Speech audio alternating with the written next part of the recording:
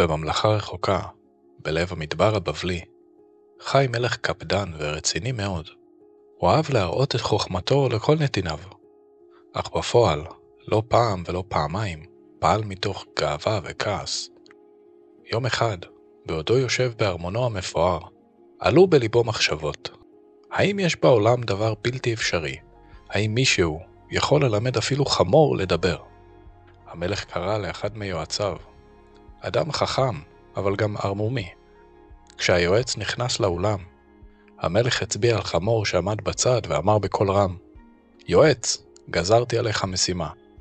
בתוך שנה תלמד את החמור הזה לדבר בלשון בני אדם, ואם לא, תסולק מהממלכה.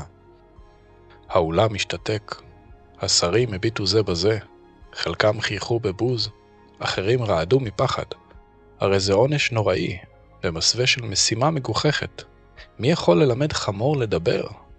אבל היועץ לא איבד את עשתונותיו. הוא קרא ברך מול המלך ואמר בקול יציב, אדוני המלך, משימה קשה נתת לי, אך אני מתחייב לה. המלך נדהם, הוא ציפה להתחננות, או אפילו לסירוב. אבל היועץ הרים את מבטו והוסיף, רק בקשה אחת יש לי ממך. הענק לי 10 שנים שלמות. בתוך עשור, אעמוד מולך עם החמור הזה, והוא ידבר בלשון ברורה כשל בני אדם. המלך פרץ בצחוק גדול ואמר, אתן לך 10 שנים, ואם עד אז לא ידבר החמור, תסולק.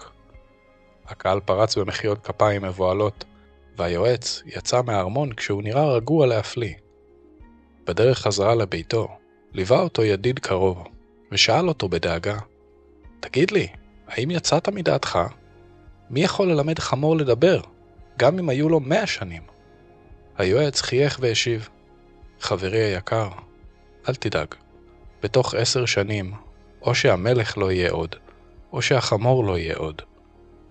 לפעמים, לא צריך למהר להתעמת עם הגזרה, אלא למצוא דרך חכמה לדחות אותה. החיים משתנים, הזמנים מתחלפים, ומה שנראה בלתי נמנע היום, עשוי להיעלם מחר. לעתים, דחייה היא הצלה, וסבלנות היא ניצחון גדול.